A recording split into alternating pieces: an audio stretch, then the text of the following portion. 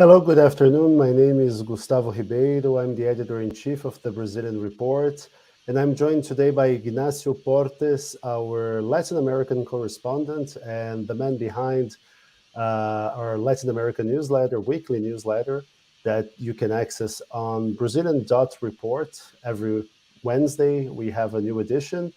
Ignacio, thanks for joining me again to talk about Latin American once again.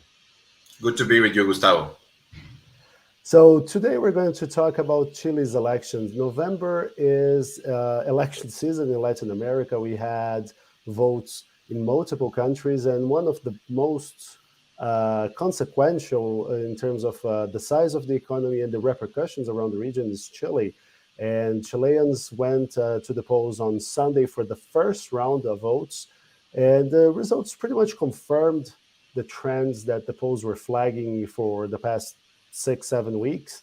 We had far-right candidate José Antonio Cast in the first position with 27.8% of the votes, and Gabriel Boric, the left-wing candidate, came in second, 2 points behind, and the two of them are going to stage a runoff election late in December. So, Ignacio, we had been talking about this election for the past couple of weeks. You wrote a preview last week for the website. What were your impressions? You covered the vote. You stayed up very late on Sunday to talk about the results and what it means to Chile. So what does it mean? Well, it confirmed that Chile is changing. It has been changing a lot in the last few years. We saw the two traditional parties that dominated Chilean democracy since 1990, since the return of democracy, thrown back to fourth and fifth position, respectively, which is a really impressive change to see for two parties that dominated completely for 30 years. The center left, led by or center left and center left, led by Jasna Proboste, came fifth, and Sichel, who is the center right candidate closer to the president, Sebastián Piñera, came in fourth. And they were outpaced in third position by another anti-establishment candidate, Parisi, who we're surely going to talk about later. And in first and second position came a far-right candidate in José Antonio Cast and a leftist candidate, also supported by very segments of the left that are very much to the left of what Chile is used to, coming in second, only 2 points behind Cast. So what we're seeing is the rise of a new political class in Chile that will be probably full of surprises and of new things to find out about how they will work with each other in Congress, how they will live with each other, because there's a very close parity in the Senate. They will have to discover how to talk to each other or how to fight each other in the future. And it will be all very new for a country that is not used to having choices between such different candidates. It's used to making choices between candidates that are pretty similar. And now we have to make a choice in December 19 between a candidate that has shown some sympathy for the Pinochet dictatorship, especially on economic matters, and a candidate that wants to transform Chile along more state interventionist lines, recovering the leftist tradition that Chile used to have before the dictatorship. Now, Cast, the far-right contender in this runoff, he has been called the Chilean answer to Jair Bolsonaro, our president here in Brazil. And this comparison is even more striking when we realize that Brazil went through widespread protests that turned out violent in many occasions in 2013, and that sparked an anti-establishment wave. And Bolsonaro, despite being a congressman for almost 30 years, he was always an outsider. He was always in the fringes of Brazilian politics, and he surfed that wave and won pretty much by a landslide in 2018 with that I will break the system discourse. And I remember when Chile went to widespread protests that people were protesting against public services, the lack of healthcare, public healthcare for all, or public education for all, or the fact that the Chilean pension system actually leaves a lot of citizens unprotected by the time they reach retirement age. Um, and to see Cast finishing in first place in the first round, we cannot stop ourselves from making the connection between those protests and Cast. But Cast does not defend what these protesters were defending in 2019 and 2020. So can how can we explain this massive wave of protests that wanted more social rights? Then we see Chile electing pretty much independent and left-wing politicians to a constitutional assembly, and now they're putting a far-right guy in the pole Yeah. position. Yeah. It could be confusing, certainly, but it has some similarities, as you said, with Brazil. So it's a good start to understand it. Cast is definitely a candidate of the reaction to those protests. He's very much against the protests. He's very much, I mean, the protests, if you first, let's take a look at what they were. They were a reaction to the economic model established by the Pinochet dictatorship, and which wasn't really fully changed when when democracy came back. Some of the pillars of free trade, not a lot of state intervention, not so much care about inequality and so on, private pensions, private education, not a lot of Private services, etc. Exactly. Yeah, only the very, very basic things being public. Well, the protests were a reaction to that, and they were massive. Certainly, the Boric is probably the main exponent in electoral terms of those protests. He was a student leader. Those protests had a student origin, and then they catched fire through the rest of Chile. But it was leftist students that initiated the protests, right? And Cast is definitely a reaction to that. So in that sense, he is not anti-establishment. He's just anti what Chile saw in the last few years, really. And also against the concertation, the social democratic slow reforms that Chile had been seeing slowly in the democratic years, right? But he is mostly against the changes that Chile is seeing in the last few years. He's against the direction that Chile was starting to turn to over the last 5-10 years, and he comes to represent people, well, the typical silent majority conundrum in politics, right? There were lots of very loud protesters making noise in the street, millions-wide protests. Everyone seemed to be for change in Chile, but silently, some other groups were saying, I don't like this so much. My city is being turned into a mess. All these indigenous protests are missing my homeland, the quiet rural place where I was living. All this pro-immigration stuff, I don't like it so much. So Cast starting to be this classic guy who is not afraid to say what other people are thinking and say, okay, immigration is actually dangerous.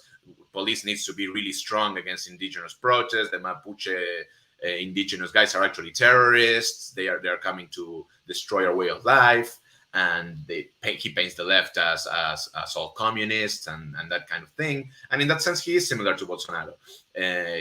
He's not. Cast is also part of the Chilean establishment. His brother was he passed away many years ago, but he was an important member of the economic team of the dictatorship. He was part of the Chicago boys, right? Yeah, exactly. One of economists from the University of Chicago who used Chile as this sort of laboratory for ultra-libertarian economics. Yeah, and he was Cast. He then split with them, and he was part of the UDI party, which was the most clear or closest representative of the dictatorship that democracy had when democracy came back to Chile. And then he split with them and said, we need to go in a more right-wing direction. We need to be not accommodate the social democratic demand so much. But he comes from there. He's not someone guy that came out of the blue. So in that sense, like Bolsonaro was also part of Brazilian's political class, although a marginal player like Cast. So yes, the comparisons fit. There's definitely a reaction against the protest. There is some wearing out process that, okay, where is this exactly going? And also there's the effect that the pandemic had really about that maybe distorted a bit how popular the protests were, because when we had the elections for the Constitutional Assembly, there were even lower levels of presentism, and mostly sparked by fear of old people going to the polls amid a pandemic.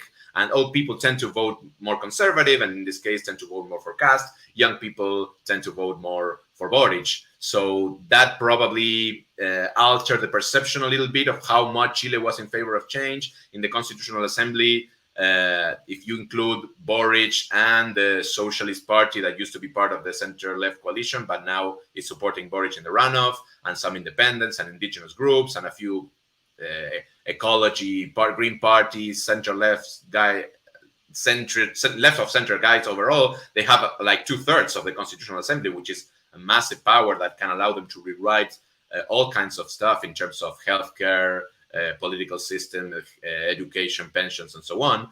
And the right was very much on the defensive at that point, and Cast was among the few guys saying we need to stop this somehow.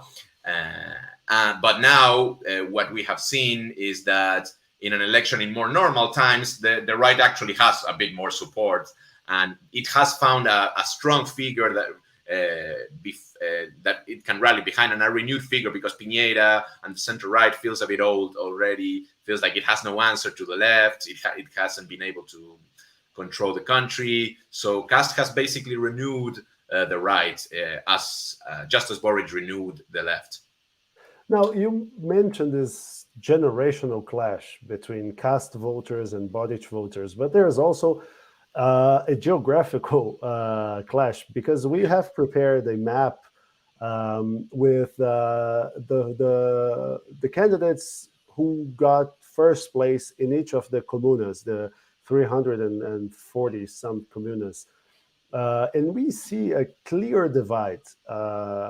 Parisi, the outsider who everybody has a tough time placing him along the political spectrum, he has won in the north. We had Shasta Provoste, who won a few comunas here and there. And then we saw Boric pretty much only winning in the metropolitan area of Santiago and comunas that are nearby the metropolitan area, a few in Magallanes as well.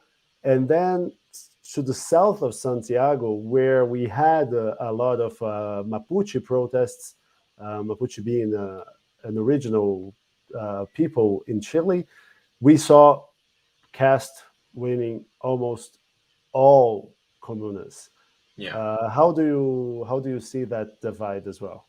Can you, if we can put, I think we have the map ready. Yeah. Yeah. Right. Yeah. So yeah, what you're seeing on the left is those red dots that are relatively small in the map, but actually very dense area. Is Santiago, right? Santiago and its surrounding area, maybe Valparaiso a bit closer. Those are the areas where Boric did strongly, the few areas where he clearly won. You mentioned Magallanes, that's in the very, very south of the country. That's his native place, so that he has an advantage there naturally, as Provoste has it in the Atacama area, the Atacama Desert. She has a few little dots in yellow just above from Santiago in the map. But mostly what you see is Cast getting those purple dots below the red dots near the metropolitan Santiago area. That's where Cast did massively well. That is the surroundings of the La Araucanía region, which has become a very politicized region with indigenous protests, and it has become a national issue in which the government has been debating whether to like apply some kind of martial law there, or treat the indigenous population as a hostile terrorist group. Well, Cast is very straightforward in saying that yes, they are terrorists. We need to be very tough on them. They are anti-Chile, etc., etc. So that's, and the south of Chile generally tends to vote more for the right. But Cast also did relatively well in the north. You cannot fully see it. You could not fully see it in the map, because Parisi also did well in the north, even better than Cast at some points. But those were the two candidates that did strongly there, where immigration is actually an issue that another like repressed issue that is not Immigration polite. pretty much from Peru, Bolivia, and a little bit Venezuela, right? Yeah, Venezuelans also come through the north. That's like the access point to Chile, if you come by land, because on the west there's the sea, and on the south it's frozen. The west is the mount, the east is the mountains. So that's the entry point for a lot of immigration. And there's been some scandals, some messy situations there. And Cas has been very vocal in issues which others find uncomfortable. And also Parisi has been a critic of immigration policies during both the center-left Concertación government and the Piñera government. So it has been an issue that has helped him win the North, which was an area where the left used to do not so bad. It has some working class regions where the left used to be relatively popular, but now it will be a problem for the left in the runoff to try to recapture some of the Parisi votes, which it will definitely need, because that 13% that he got is probably the swing points to see who wins the runoff, right? And the thing is, you mentioned the runoff, so let's get to that point right now. Another comparison we can make between Cast and Bolsonaro is the fact that at the beginning of the race, nobody really thought he could win. In Brazil, we at the Brazilian Report actually said Bolsonaro should be taken seriously as one of the front runners back in 2017. But most pundits in Brazil, until 2 or 3 months before the election, said that Bolsonaro had virtually no chance of getting over the hump and winning at all. We saw the same thing with Cast. No, Chile has a tradition of center-left, center-right, and he will stay. And then for the past, 7 weeks, 6 weeks, we saw the polls. Every time we see polls, and I don't like to see the polls as a picture, as a snapshot, but rather as a movie. And when we see Cast's movie, he has been for 6 or 7 weeks consistently going up and leapfrogging the opposition till getting to first place, which the final results confirmed. Is a lot of momentum for Boric to counter, right? Yes, he definitely has been having is the guy with the momentum, has been him. The momentum used to be with the left during the protest, but in the last 2-3 months, that really changed when the Cast started emerging as a phenomenon in the debates. He's starting, like, people starting to know him more broadly in the debates. He made a lot of noise there, just like Trump did in the US debates, just showing something new, fresh, that sounded authentic to people that were watching on TV and that didn't think in a similar, like that didn't feel closely to Boric's ideals or to the past governments of Chile. When Cast's ideas got exposed to a broader public, he's starting to catch fire naturally. Like, it's something that by this point you can already see happening. It happening, as you said, in the US, in Brazil. It's starting to happen in Argentina with Milei. Like, this right-wing candidate that start small but have some kind of thing that they're saying that can resonate with some aspect of society is not being discussed too much in broader society. And Cast found that, right, with immigration, with La Araucanía, with fear of change in general, of leftist economic change, comparing the left in Chile with the left in Venezuela, in Argentina, in countries where they have big political crisis and economic crisis. And yeah, so Cast had the momentum, really. But he will need a little bit more. He will need, naturally, the votes of Sichel you should expect them to go to him. He's a center-right candidate. Maybe not all of them, but more than the ones that will go to Boric, certainly. And Proboste's votes, you would expect them to go more to the left. Already, the Concertación coalition, part of it has already openly supported Boric for the run of the Socialist Party. The Christian Democrats, which are more centrist, will have an internal referendum on what to do, but they're probably also leaning towards Boric. And so Parisi remains as the guy that the bell of the ball. Exactly, the guy that will. He's a very intriguing guy that you probably need to cover him. We probably will cover it in more detail in the future in the website, but he got campaigned from outside Chile. He's not allowed into the country, really, because he's a literal outsider. Yeah, he's a literal outsider, exactly. He campaigned from outside Chile. He has problems in the country, but he has a strong base. which he constructed through Facebook, through work on the ground, through his affiliates to his Partido de la Gente party. So there is a structure, there is a party structure there that some of them are getting into Congress. So maybe the parties will try to reach out to them for positions in the future, for some kind of alliances. We'll see. No one knows them too well. If you read Chile's press or if you watch Chilean TV these days, they really don't know what to make of Parisi. So that's the main question really for the next month, to see what can happen with the runoff on December 19. What will Parisi as a person and Parisi's party and Parisi's voters do? All of which are question marks mostly, for even though polls captured that he was doing relatively well, he's not fully understood as a figure yet, I think, by the Chilean establishment and by the Chilean media. So I think we will see in the next few weeks a closer look at Parisi and what will happen to him as a decisive factor to see who will be the winner of this very tight but very significant election, which can go any way depending on maybe 1 or 2 points of the electorate. Chile can swing right or left in a very strong direction. Now, before I touch the next subject, just for people who are watching us, please, you can buy us a coffee and donate from $1 to whatever your heart and your budget allows you to the Brazilian Report, because this is the kind of thing that will help us continue growing our team and increasing our coverage. You can go to buymeacoffee.com/Brazilian Report.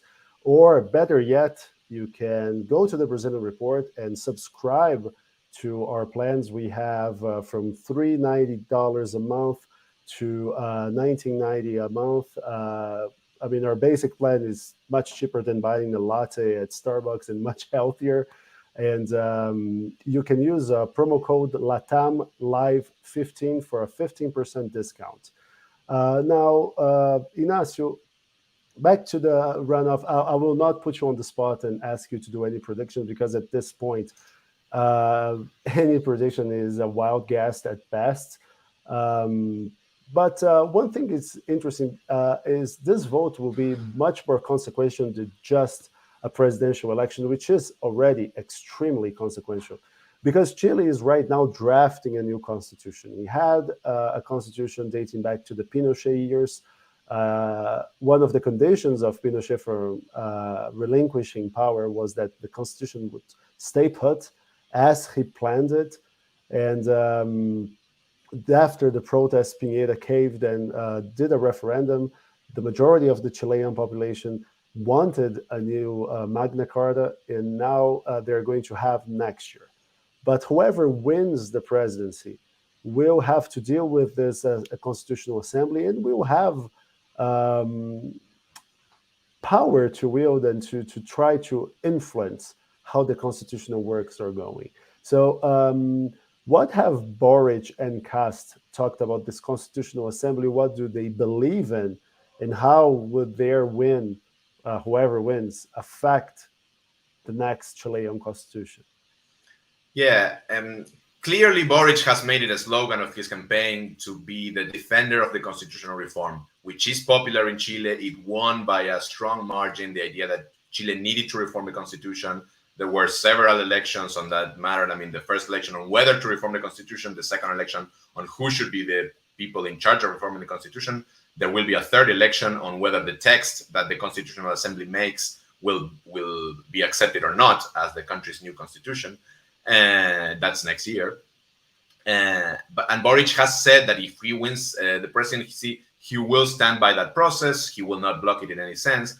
But the victory in the first round of Kast and the relatively good performance of the right-wing lawmaker candidates, especially in the Senate race, meant that the Constitutional Assembly could find some rivals, right? Because there is this, the left controls the assembly, but the right has some veto power suddenly, at least in the Senate, which will be relevant to pass laws that stem from the new constitution during the new presidential period. So if you look at the Senate vote, and you group the right and center-right candidates, senators actually, now that they won already, they have 25 guys that come from the center-right to the right, from Kast party, from Sichel's party.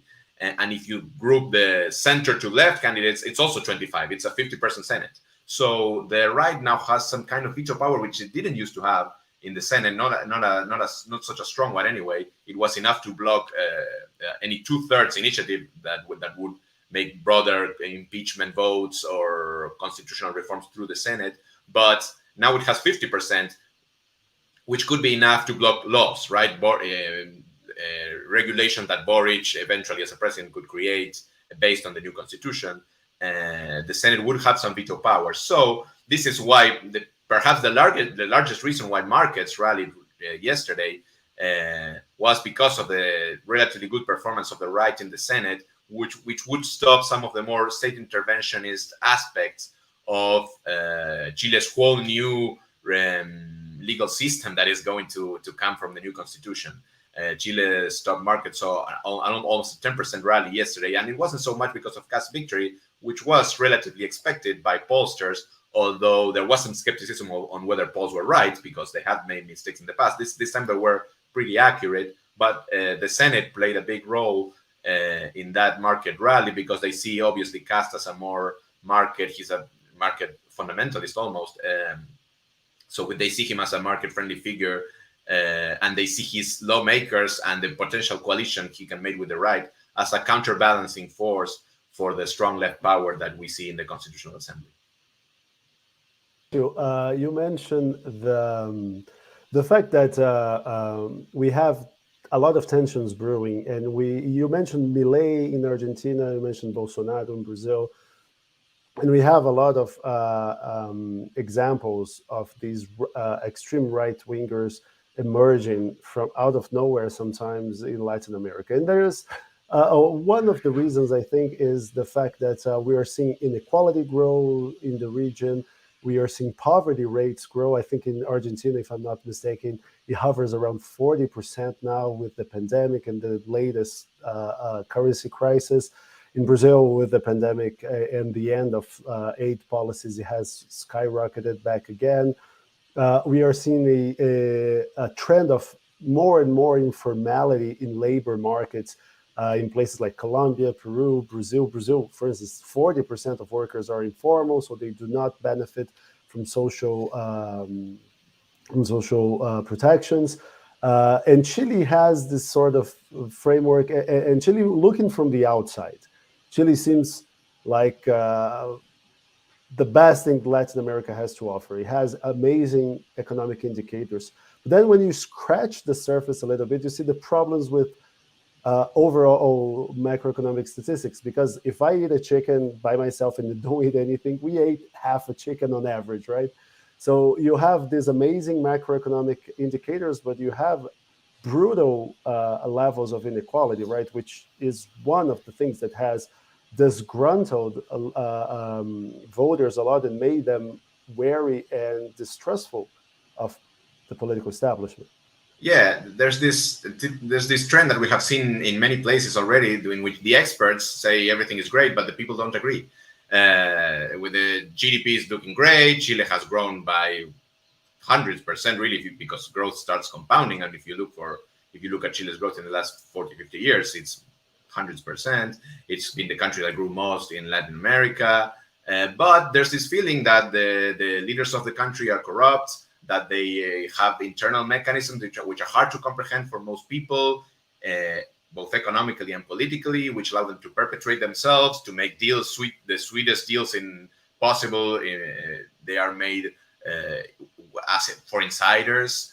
And there's this perception that the system is only for a few people, and really the vote reflects it. Like the two parties that represent the status quo of the last 30 years are seeing an ever shrinking portion of the vote. They only got 25% of the vote. Most of the candidates want something different, either a return to the very strong right-wing policies of the Pinochet years, or something very, very different, like Boric and maybe Parisi and other left-wing candidates that were not small. Like the sixth candidate got a leftist, center-left guy got 7%.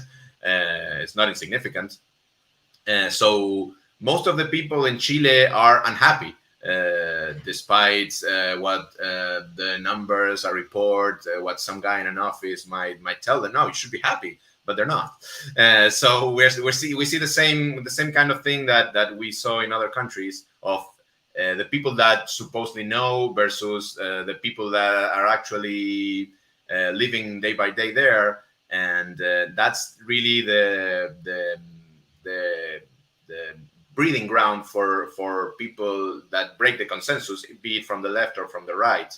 There is a we're seeing perhaps the emergence of parties that some other parts of Latin America used to have, like maybe Colombia, Peru, you are more used to seeing a more extreme right wing with Uribe, with Fujimori.